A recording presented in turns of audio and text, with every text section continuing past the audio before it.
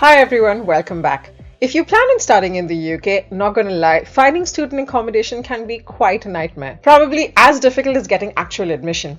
In 2023, 63% of students struggled to find money to pay accommodation costs, and 2 in 5 considered dropping out due to high rent or bills. Well, the good news is that I'm here to help you sort it out. When you're done watching this video, you will know exactly how to get affordable student accommodation in the UK and what to keep in mind. If you're new, I'm Ashika, and I talk about how you can study or work anywhere across the world. And with that, let's dive in. So here's the thing. There are more students in the UK than student accommodation. Unfortunately, that's the hard truth, which explains why students in the UK often struggle to find student accommodation. At the moment, the UK needs more than 230,000 extra beds to accommodate all its students. And it isn't just restricted to not being able to find a house. Some of the issues students listed with their student accommodation was dampness, and by itself it might not seem like a big issue, but anytime there's dampness in your house in the UK, you're going to end up with black mold, which is extremely dangerous. Some student housing had no water or heating. Some students say they encountered rodents or pests in their student housing, which can happen to old properties which haven't been maintained. They also experienced disruptive building work, and in some cases they were faced with inappropriate or unannounced landlord visits. In some houses, the smoke or the carbon monoxide alarms were not working. Some housing had bed bugs, and others said they were issued with break-ins or burglaries. And in some cases, students were even scammed by fake real estate agents, so there's basically a lot to watch out for. But that being said, there are many good student housing accommodation options available. It's simply a question of booking it at the right time and booking the right place. Now, one such option you should definitely consider is Amber, which has properties across the UK. Many of their rooms come with amenities like Wi-Fi, study desks, laundry rooms, and the bills included.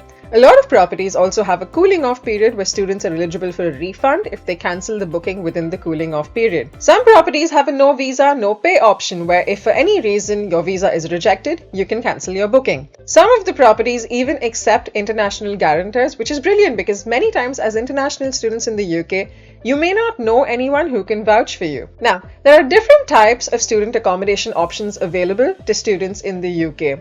There's university halls of residence, in which you can have catered halls, which include meal plans, or self-catered halls where students have access to shared kitchens and cook their own meals.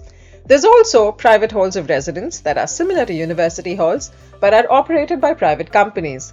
Then there's shared houses and flats, there's studios and one-bedroom flats. Then there's also homestays where you can stay with a host family.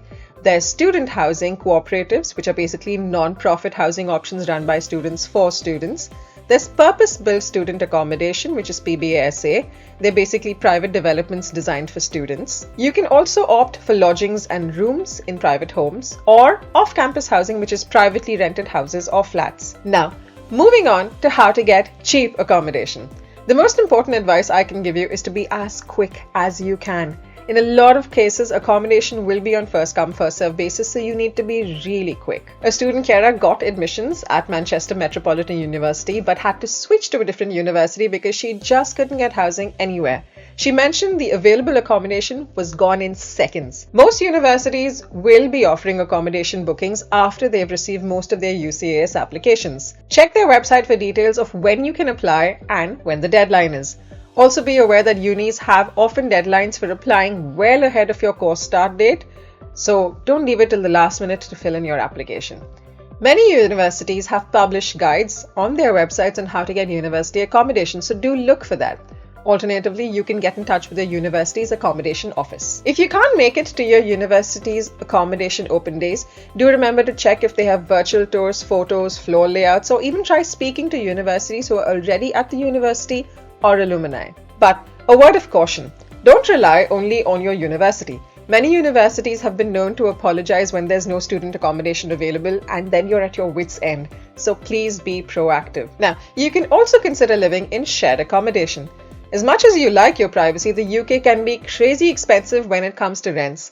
When you start your research, you'd need to know how much your accommodation actually costs. Do your research and see how much you'll have to pay for a single room versus a shared room to understand where you stand. Even if you don't want to share a room, you can consider a flat share where you share common amenities like a kitchen and bathrooms, but you have the privacy of your own room. Next up, consider living away from central areas. While ideally you might not want to live too far away from your university, it might not always be affordable. The further away you move from central locations, the cheaper your rent will get. Now, you need to be careful about this over here is that your transport cost should not make up the difference you save in rent by living further away.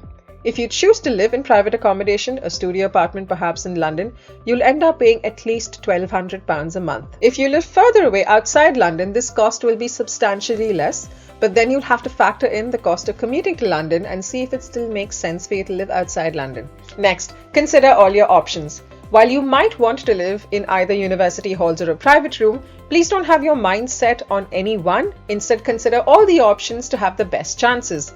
If you don't want to live at the uni halls, check private student housing, and there are many websites. I of course recommend Amber, but you can also check websites like Rightmove, Spare Room, Zoopla, and you can also try social media.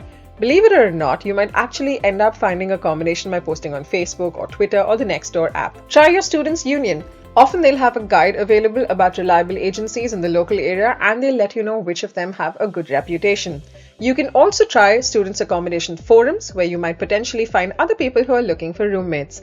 The important point for you to remember is that irrespective of the route you take, make sure you get a written contract. And if you decide to use the services of an agency, the documents you will need to provide are references, which prove that you're enrolled at a university in the UK, a UK guarantor form, a bank statement, and a signed rental contract. Many private house and flat shares in London require you to pay 1 month's rent as deposit, which you will receive at the end of your contract, in addition to 1 month's rent in advance. And if all else fails, consider reaching out to the NUS or the National Union for Students. The NUS offers advice and resources for finding student housing and may have partnerships that offer discounts or deals. Alright, I hope that helps. Drop me a comment below if you have any questions on student accommodation in the UK, and I'll try my best to help. Don't forget to hit the subscribe button if you found this video helpful, and thanks for watching.